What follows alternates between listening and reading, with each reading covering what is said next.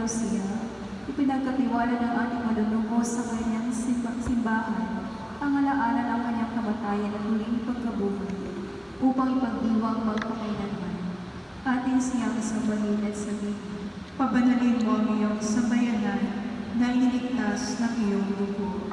Panunubos ng sanlibutan, bigyan mo kami ng higit na pagkikibahagi sa iyong pagpapakasakit upang kami makibahagi sa kadakilaan ng iyong muling pagkabuhay. Pabanalin mo ang iyong sambayanan na iniligtas ng iyong dugo.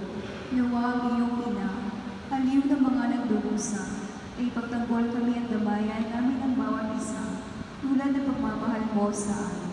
Pabanalin mo ang iyong sambayanan na iniligtas ng iyong dugo.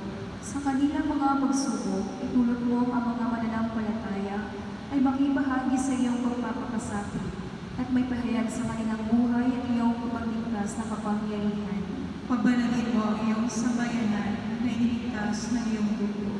Nang pakababa ka at naging masunurin hanggang sa pagtanggap sa kamatayan sa krus, ipagkaloob sa lahat na naglilingkod sa iyo ang biyaya ng kasunuran at katyagang pagtitiis. Pabanalin mo ang iyong sambayanan na iniligtas ng iyong dugo.